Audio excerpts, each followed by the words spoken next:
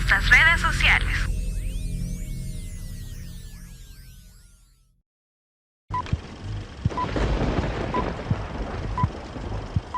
A continuación, palabra de Dios. Amén. Bueno, mis estimados hermanos, esta tarde estaremos finalizando ya después de varios domingos esta serie respecto a la resurrección. Desde el inicio decíamos que la resurrección es una parte muy importante en la doctrina cristiana. Bueno, no importante, diríamos fundamental, importantísimo. Tanto así que la escritura en este capítulo, que desde el inicio también le dije, es el tratado más amplio en toda la Biblia respecto a la resurrección. Estamos hablando de 1 Corintios 15. Es lo más amplio, es el pasaje bíblico más extenso que habla específicamente de la resurrección. Entonces el apóstol Pablo aquí desarrolla un principio bien fundamental y dice: si Cristo no resucitó, vana es entonces nuestra fe. Hemos creído en vano. Hemos creído en vano. Si Cristo no resucitó, somos los más dignos de conmiseración. En otras palabras, somos dignos de lástima porque hemos vivido engañados. Ahora, cuando el apóstol desarrolla la doctrina de la resurrección, no solamente habla de la resurrección de Cristo, habla también de la resurrección del ser humano. Pregunta de lo que hemos venido hablando todos estos domingos por la tarde. Pregunta, hermanos, ¿solo los cristianos vamos a resucitar? O mejor dicho, ¿solo los hijos de Dios vamos a resucitar? ¿Cuál es la respuesta? No solo los cristianos, porque hay un grupo de personas, o le queremos llamar de creyentes, que no están catalogados como cristianos, sino que se les llama los santos del Antiguo Testamento. Y entre los santos del Antiguo Testamento entran todos los profetas, hermano. Entran todos los profetas. Entonces, ellos también van a resucitar. Pero la Biblia enseña que los muertos en Cristo, ¿qué dice? Resucitarán primero. Y desde el momento que dice primero, es porque habrá otra resurrección. Pero los muertos en Cristo resucitarán primero. Luego hablamos de otra categoría de personas que son los santos de la gran tribulación. Los santos de la gran tribulación, poníamos el ejemplo, son o van a ser, aquellas personas que hayan estado en alguna congregación, que hayan escuchado acerca del rapto de la iglesia, que hayan escuchado que un día Cristo va a venir y va a llevarse consigo a todos los que en Él hayan creído, y va a entender cuando ese acontecimiento suceda. Los no creyentes no van a entender qué está sucediendo o qué ha sucedido. No lo van a entender. Va a ser un caos, hermano, mundial. Pero aquellos que han estado expuestos a la palabra, mas sus corazones nunca confesaron a Jesús como su Señor y Salvador, se van a quedar. Y ellos van a saber que tienen que, hermanos, recuerde la porción de Mateo capítulo 24, versículo 13. Ellos van a saber que tienen que perseverar hasta el fin. ¿Hasta el fin de qué? De la tribulación, para ser ¿qué? Salvos. Ellos no entran en la categoría de cristianos, aparte que los cristianos ya resucitamos, ¿verdad? Si es que en ese momento ya estamos muertos. Y ellos que no fueron o que no permitieron ser marcados por la bestia, ¿en qué momento van a resucitar?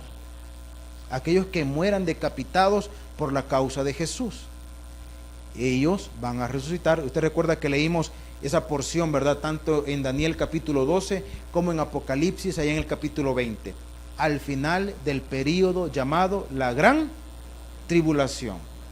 Pero viene otra resurrección todavía. Cuando la Escritura dice que se va, o bueno, no dice la Escritura de esa manera, pero se ejecutará el juicio, valga la redundancia, más justo, hermano, que la historia ha conocido.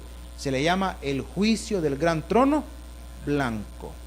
Allí dice que la muerte entregará a sus muertos. O sea que ahí habrá otra resurrección. Pero ¿quiénes van a resucitar allí? Los no creyentes. Los no creyentes. Por eso la palabra dice: bienaventurado el que no forme parte de la segunda resurrección.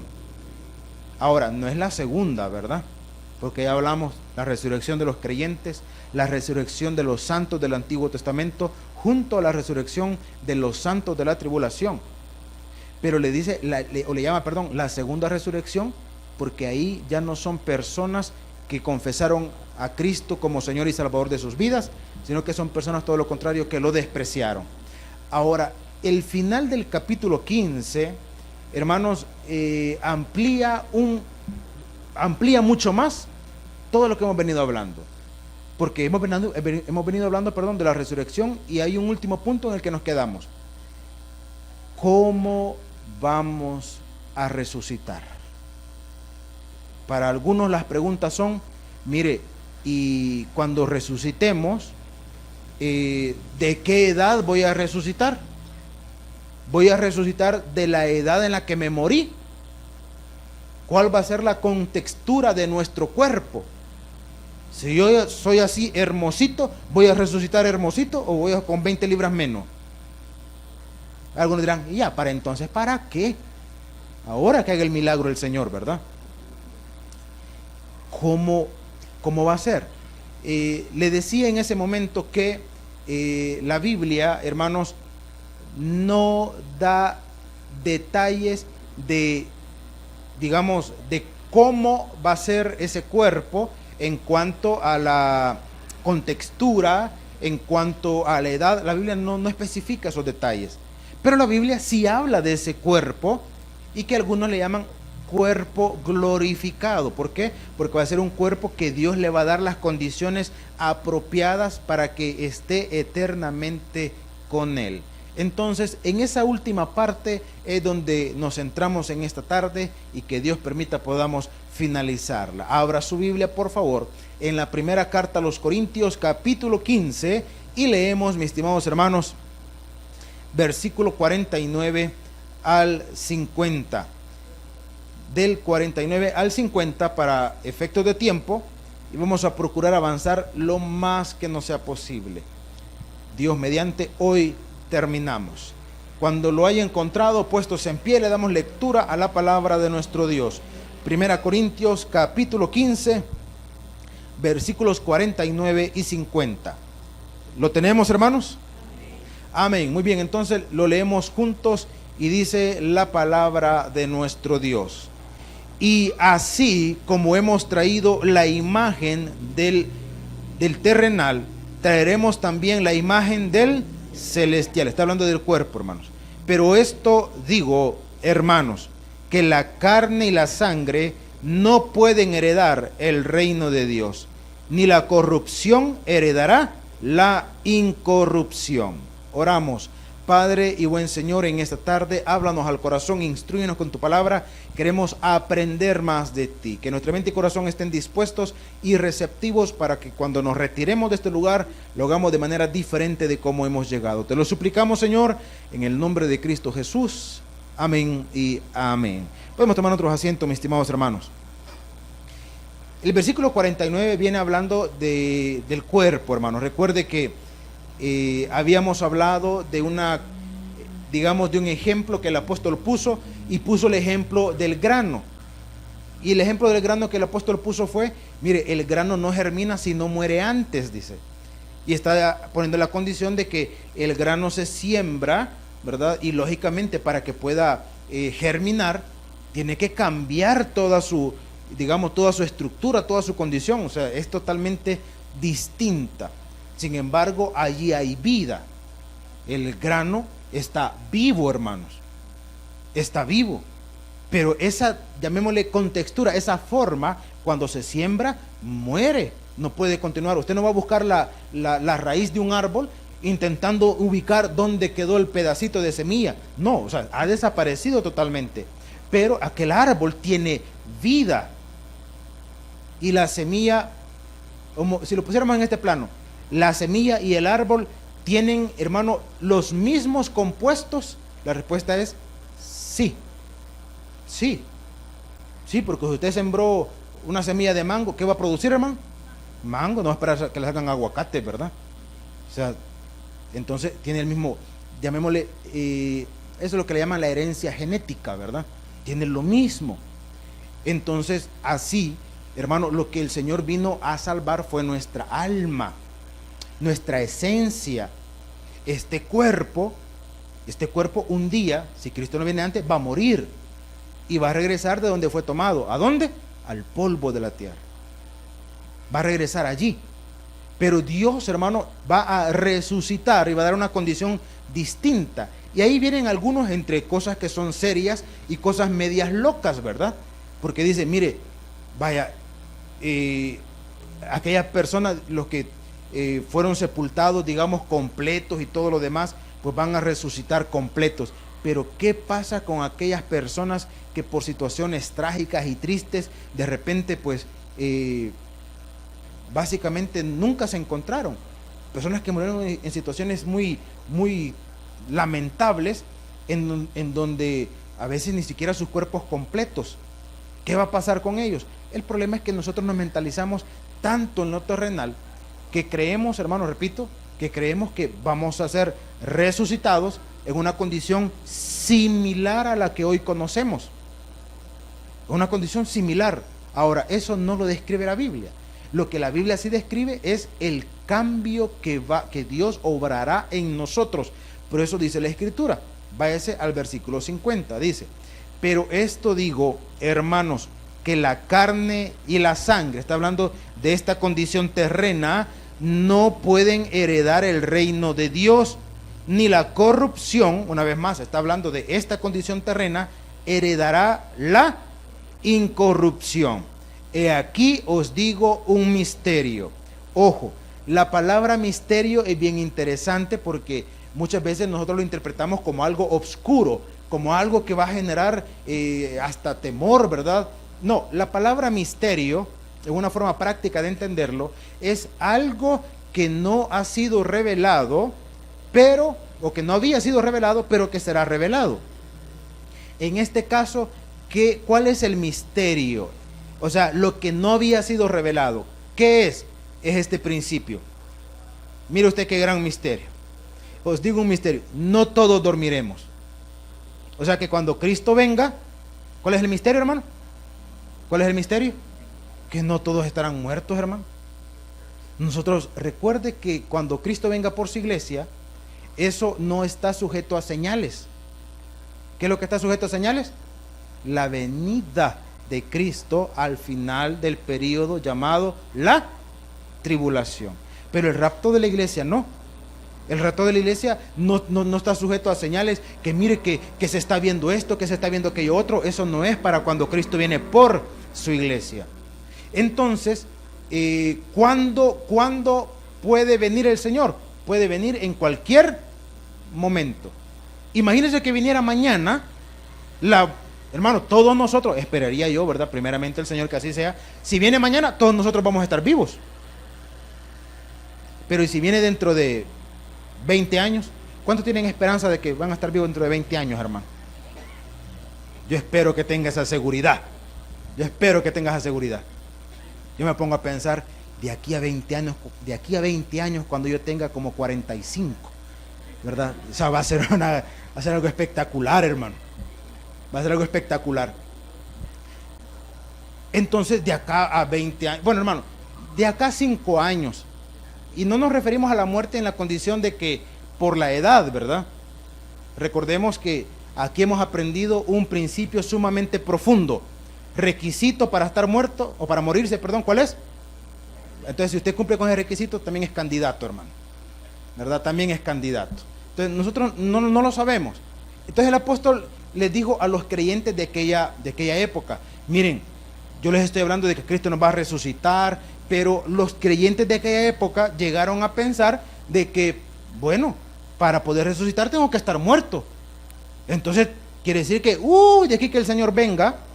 El detalle es que cuando el apóstol Pablo habla de la venida de Cristo, lo habla con tanta convicción, o del rapto de la iglesia, perdón, lo habla con tanta convicción que él podía creer que podía ser en ese tiempo. Y nosotros hablamos con tanta convicción como los predicadores de hace 50 años, como los predicadores de hace 100 años, porque todo creyente tiene que estar a la expectativa de que en cualquier momento su Señor puede venir por él. Pero si no viene, yo no tengo problema. Yo lo que tengo que estar seguro es que cuando Él venga, yo estoy listo para irme con Él, independientemente esté en esta condición terrena, o independientemente pues Él me haya ya quitado de este mundo o de esta condición terrenal, ¿verdad? O sea, la seguridad es que voy a estar con Él. Entonces el apóstol dice, miren, no todos dormiremos, pero todos seremos, ¿qué dice? Transformados. Todos seremos transformados. Y la gran pregunta, por eso le decía, ¿cómo va a ser ese cuerpo que Dios nos va a dar? ¿Cómo va a ser? Pues yo le respondería de otra manera. ¿Qué es lo que a usted le interesa realmente? ¿Saber cómo va a ser o saber qué va a suceder? ¿Qué es lo que interesa? Yo prefiero saber qué va a suceder. Va a suceder. Dios va a cambiar este cuerpo. ¿Cómo va a ser? Mire, eso ya es cuestión secundaria. ¿Qué me interesa? Si cuando Dios cambie este cuerpo me va a dejar de 120 libras, talla 28 o 44. Es lo de menos, hermano. No es lo de menos. Es lo de menos. Si la cuestión es, yo sé que voy a ser partícipe de ese acontecimiento. Eso es lo relevante. Entonces el apóstol dice, pero todos seremos transformados. Y aquí habla, hermano, de esta condición, o de este momento, perdón, de este momento cuando Cristo viene por su iglesia. Para que vea, y esto refuerza lo que le decía, hermano, cuando Cristo viene por su iglesia no hay señales. No es cuestión de que, mire, como menciona Mateo 24, ¿verdad? Mire, guerras y rumores de guerras, y pestes, y hambres, y toda esa cosa. Todo eso, hermano, todo eso es previo a la venida de Cristo al final de la tribulación. Pero cuando Cristo venga por su iglesia, esta es la condición. Vea lo que dice, versículo 52. Dice, en un momento, en un abrir y cerrar de ojos, a la final trompeta, ojo con eso, porque eso era un símbolo que se utilizaba en la antigüedad. Ya le he dicho en algunas otras oportunidades de que la trompeta tenía diferentes, no era un instrumento musical como tal, sino que tenía una finalidad, o varias finalidades, perdón. Se tocaba la trompeta, podía ser un llamado a la asamblea, a la reunión. Tocar la trompeta podía ser, hermano, también un anuncio de que alguien se acercaba a la ciudad. Y dependiendo el tono de la trompeta, podía ser que alguien se acercaba en condiciones de paz o que alguien se acercaba en condiciones de guerra. O sea, tenía diferentes connotaciones. Aquí el apóstol la utiliza como el llamado a la asamblea, a la reunión. Por eso dice, a la final trompetas. Porque se tocará la trompeta. Y aquí viene esta parte bonita. Y los muertos serán resucitados, como dice, hermanos, incorruptibles. Y nosotros, hablando en referencia a los que están vivos todavía o estemos vivos para ese momento, y nosotros, que dice, seremos transformados. Los muertos se levantarán incorruptibles. En otras palabras, no volverán a experimentar, hermano, muerte. Porque una persona cuando muere, hermano, ya a las 24 horas, su proceso de descomposición comienza. Y aunque nosotros nos aferremos tanto a esa condición terrena, a menos que tenga ¿qué le puedo decir? Un trato o una técnica sumamente, no sé si decirle profesional, o una técnica pues especial, no va a poder conservar ese cuerpo. Aunque valga la aclaración y valga el dato curioso, y se lo dejo como dato para que vaya y se divierta un poquito viendo algunas cuestiones curiosas. Hay un poblado allá por Australia, en una isla llamada Nueva Guinea, en donde allá la condición de la muerte se interpreta de una forma muy distinta de como nosotros interpretamos la muerte. Ellos, aunque no son creyentes, ellos creen, hermano, ellos creen en, digamos, en que la condición del individuo cuando muere no es alguien que simplemente ya desapareció, que ya no está. No, ellos consideran de que está allí. Tanto así que ellos no sepultan a sus muertos hasta después de varios años. Una persona muere y ellos han desarrollado una técnica parecida a la cuestión de embalsamar, en donde logran preservar casi disecado el cuerpo. Lo curioso del caso es que no crea que lo tienen por allá aislado, lo tienen en la sala de la casa. Y ahí conviven con el muerto. Ellos andan del niño tranquilo jugando, ¿verdad? Y ahí está el cuerpo del individuo allí. Para nosotros puede parecer, no sé si de mal gusto. Yo la verdad es que mi única abuelita, porque solo una conocí, triste mi historia, ¿verdad? Entonces, yo no me imagino el cuerpo de mi abuelita, hermano, en la sala de mi casa y yo echándome los frijoles con pan, ¿verdad? No, la verdad es que no, yo no lo consigo. Ahora, para ellos es su cultura, pero y hasta donde yo sé es un caso único en esa región. Entonces, pero la condición del cuerpo, la persona fallece y comienza ese proceso de descomposición. Entonces el apóstol dice, mire, ese cuerpo se va a levantar incorruptible. En otras palabras, no volverá a padecer o no volverá a conocer la muerte. Y ese es el significado de la palabra resurrección. Por eso es que la Biblia desarrolla que Cristo es las primicias de la resurrección. Cuando comenzábamos esta serie le decía, ¿por qué Cristo es las primicias? Porque antes de Cristo nadie ha resucitado. Pero mire, y Lázaro y el hijo de la viuda de Naín y en el Antiguo Testamento, no, ellos han vivificado. Se levantaron, bueno, Dios los levantó entre los muertos, pero volvieron a experimentar ¿qué? Muerte. Lázaro fue, hermano, Jesucristo lo levantó de entre los muertos, pero Lázaro volvió a morir. Cristo se levantó de entre los muertos y está vivo.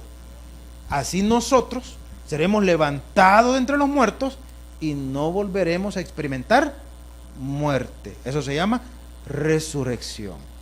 Entonces el apóstol desarrolla este principio y dice, los muertos serán resucitados incorruptibles, repito, no volverán a conocer la muerte, y nosotros seremos transformados, porque es necesario que esto corruptible, ¿qué es esto corruptible, hermanos? Este cuerpo, que por más que se lo cuide, siempre se va a desgastar, hermano, siempre. Hoy en día hay un montón de tendencias, ¿verdad?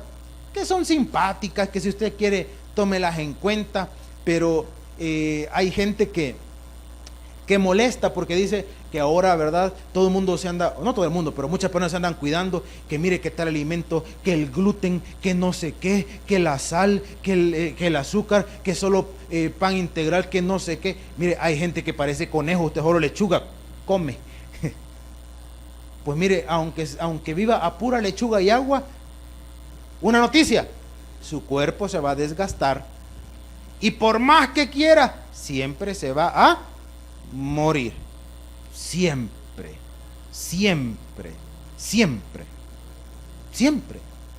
Entonces, esto corruptible, porque aparte del desgaste propio del tiempo, también es susceptible ¿a qué? A las enfermedades. ¿Habrá algún privilegiado entre nosotros que no se haya enfermado ni de gripe en los últimos 5 años? Haga memoria. 5 años usted limpio de todo virus. 5 años donde no le ha dolido la pancita jamás. Hermano, nadie. Todos somos susceptibles ¿a qué? A la enfermedad. Entonces por eso dice esto corruptible, dice el apóstol. es necesario que esto corruptible se vista de incorrupción y esto mortal se vista de inmortalidad. La resurrección no es una condición espiritual, es una condición material. Cuando decimos espiritual nos referimos a que no es que va a resucitar en espíritu, ¿verdad? No, mire, ya resucitó, lo que pasa es que no lo podemos ver. No, aquí habla, hermano, de una resurrección corporal, así como Cristo resucitó. Recuerda que hablamos de las teorías de la resurrección, ¿verdad? Que algunos dicen, no, si Cristo resucitó en espíritu. No, no resucitó en espíritu, resucitó corporalmente. Evidencia bíblica para hablar de la resurrección corporal de Cristo, cuando se le apareció a los discípulos, les dijo, ¿qué le dijo, hermano? Palabras maravillosas de las preferidas que aparecen en la Biblia. ¿Qué dijo? Tengo hambre.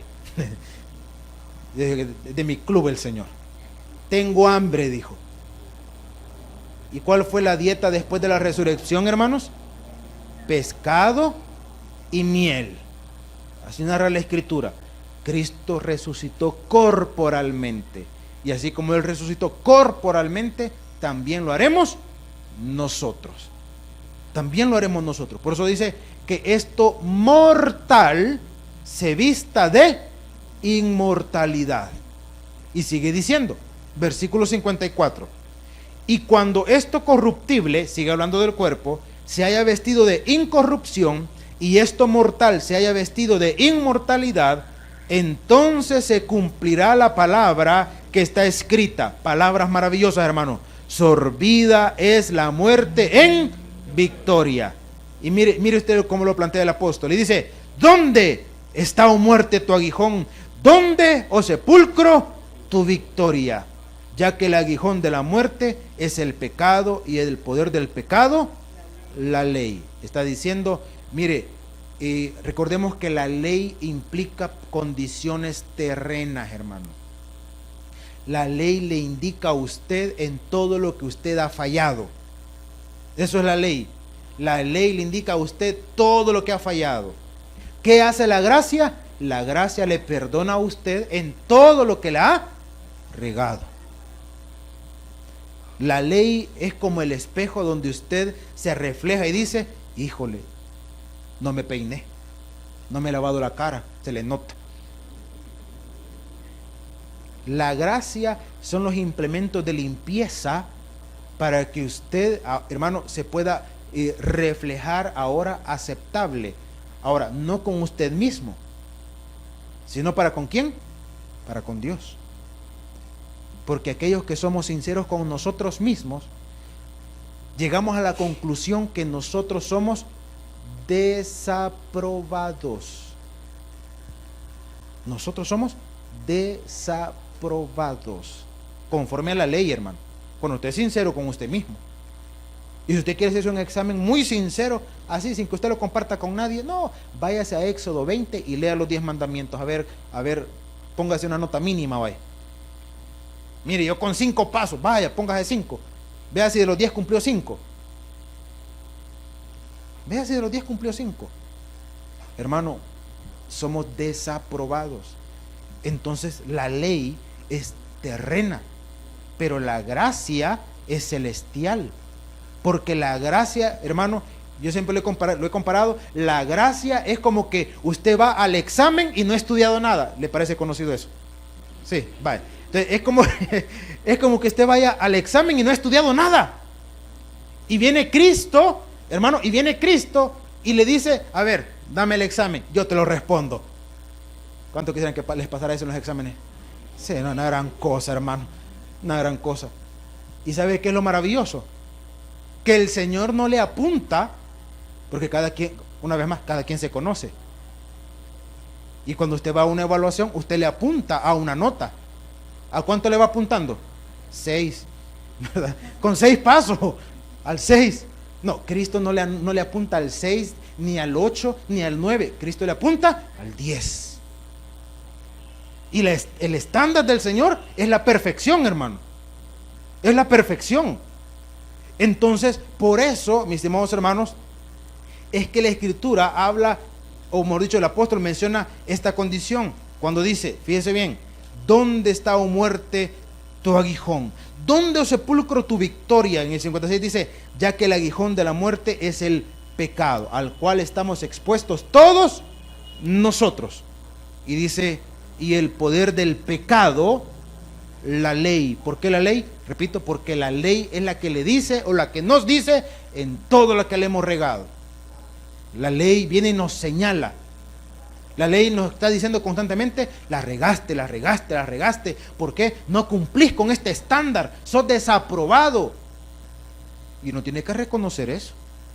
No, pero la verdad es que conforme a la ley, por eso es que cuando la gente, yo creo que ya eso les está cambiando a muchas personas.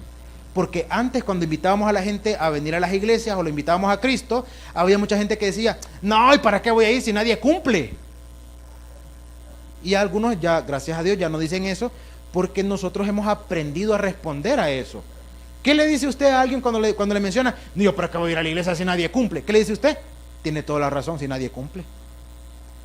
Si es que nosotros no estamos para venir y cumplir y tratar de agradar a Dios a través de lo que podemos cumplir conforme a la ley, hermano, nos vamos a frustrar. Nadie cumple, en palabras de la Biblia, en la carta a los Romanos, porque no hay justo ni tan siquiera uno. No hay justo ni tan siquiera uno. Pero por eso, hermano, es que venimos nosotros y reconocemos que el que hace la obra en nosotros es Cristo. ¿A través de qué? Como dice un corito maravilloso. Bueno, como dice un corito, perdón, porque ya iba a redundar.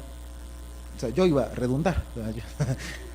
Entonces, algunos no van a entender medianoche qué quiso decir. A medianoche va a estar riendo, hermano. A medianoche va a estar riendo. Entonces, como dice un corito, maravillosa gracia. Es Cristo a través de su maravillosa gracia. Entonces dice la Escritura, versículo 57, mas gracias sean dadas a Dios que nos da la victoria por medio de todo lo que usted hace y se esfuerza por hacer. ¿Dice eso, hermano? Dice que nos da la victoria por medio de nuestro Señor Jesucristo. Y el consejo final del apóstol para los creyentes de Corinto respecto a esta enseñanza, porque era una condición de esperanza, decirle a los creyentes, mire, recuerde que aquí en Corintios 15 está esa porción bíblica tan bonita, ¿verdad? No erréis, las malas conversaciones corrompen. Entonces el apóstol le dice a los creyentes, miren, no se dejen llevar por las opiniones de los demás, porque habían personas dentro de la iglesia que cuestionaban el hecho de la resurrección.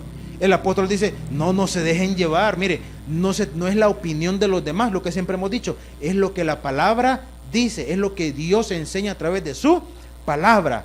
Ahora, claro, cuando habían, digamos, desavenencias o desacuerdos en cuanto a opiniones bíblicas, opiniones doctrinales, perdón, ¿qué es lo que va a suceder o qué es lo que sucede en las personas? Hay desánimo, hermano, porque dice, mire, si no se ponen de acuerdo, no se ponen de acuerdo.